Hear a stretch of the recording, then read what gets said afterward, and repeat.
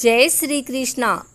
आज गुरुवार के दिन आइए सुनते हैं भगवान विष्णु की यह कहानी। दैत्यराज हिरण्यकश्यप पूरी दुनिया पर राज करना चाहता था। वह चाहता था कि हर कोई उसी की पूजा करे। बिना कश्यप का बेटा प्रहलाद विष्णु का भक्त था। हिरण्यकश्यप को यह पसंद नहीं था, लेकिन प्रहलाद नहीं मानता था। हिरण्यकश्यप ने प्रहलाद को मार डालने का निश्चय किया। प्रहलाद ने विष्णु से प्रार्थना की और बच गया। इसके बाद हिरण्यकश्यप ने उसे पहाड़ से फेंकने का प्रयास किया, लेकिन प्रहलाद फिर से बच गया।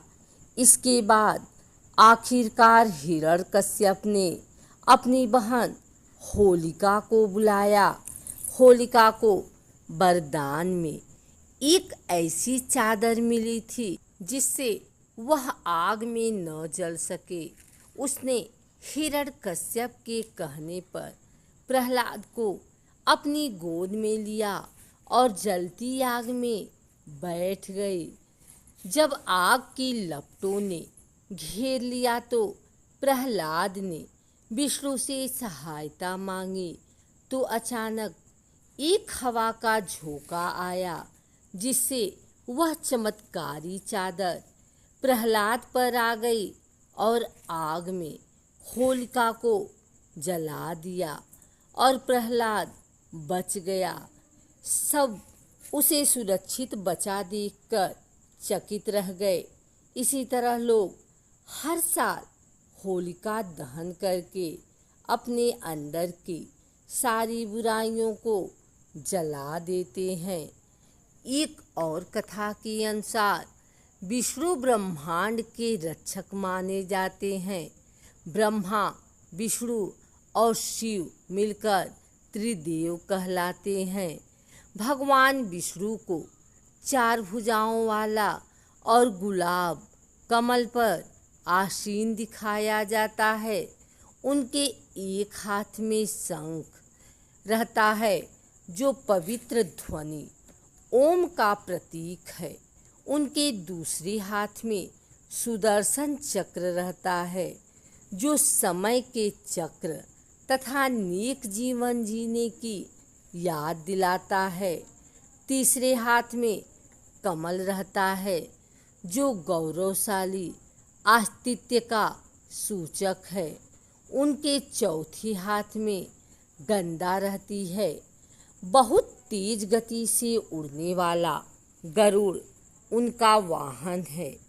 उनके अधिकतर अपने निवास क्षीर सागर में कुंडली मारे शेषनाग पर आराम करते दिखाया जाता है।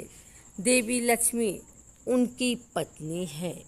माना जाता है कि विष्णु के 10 अवतार हैं, जिनमें सबसे अधिक लोकप्रिय राम और कृष्ण हैं। विष्णु को अपना 10वां अवतार अभी लेना है। उनका 10वां अवतार तब होगा जब दुनिया में अधर्म पूरी तरह से बढ़ जाएगा।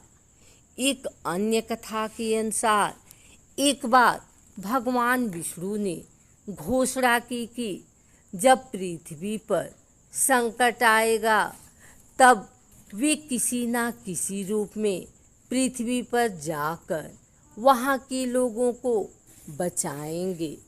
एक दिन जब ब्रह्मा सो रहे थे, तभी घोड़े के सिर वाले हयग्रीव नामक अश्विनी उसके सिरहाने से पवित्र वेद चुरा लिया।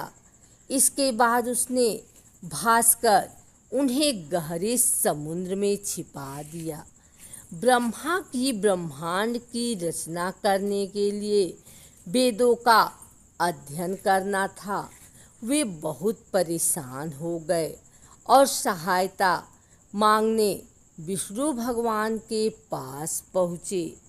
विष्णु भगवान ने मछली का रूप धारण किया और समुद्र में डुबकी लगाकर वेद वापस ले लिए। उन्होंने हयग्रीव से विष्णु लड़ाई भी लड़नी पड़ी, लेकिन उन्होंने असुर को मार दिया और ब्रह्मा के वेद वापस ले आए। ब्रह्मा ने उनके प्रति बहुत आभार जताया और वेदों को पढ़ना शुरू कर दिया। विष्णु भगवान के मछली रूप को ही मत्स्य अवतार कहते हैं। एक और कथा के अनुसार भस्मासुर बहुत शक्तिशाली असुर था। वह बहुत विशाल और मजबूत था लेकिन बहुत मूर्ख भी था। भस्मासुर ने शिव की तपस्या की। उसकी तपस्या से प्रसन्न होकर शिव उसके सामने प्रकट हुए और उससे वरदान मांगने के लिए बोले। वे बोले, भस्मासुर, हे भगवान, ऐसा मुझे वर दीजिए कि मैं जिस व्यक्ति के सर पर हाथ रखूं वह तुरंत भस्म हो जाए। शिव ने वरदान दे दिया। भस्मासुर बहुत प्रसन्न हुआ। वरदान पाकर दुष्ट भस्मासुर ने सबसे पहले शिव पर ही उसे आजमाने का निश्चय किया। शिव उससे बचकर भागने लगे। उनकी दशा देखकर भगवान विष्णु उनकी सहायता के लिए आगे आए। उन्होंने सुंदर युवती मोहिनी के रूप धारण कर भस्मासुर उस युवती पर मोहित हो गया। वह शिव जी के बारे में भूल गया और मोहिनी के पीछे भागने लगा। मोहिनी ने विवाह करना चाहा। मोहिनी एक शर्त पर उसके साथ विवाह करने को तैयार हो गई। उसने भस्मासुर से कहा कि वह अपने सिर पर हाथ रखकर वचन दे कि वह उसके बाद किसी और से विवाह नहीं करेगा। भस्मासुर मान गया।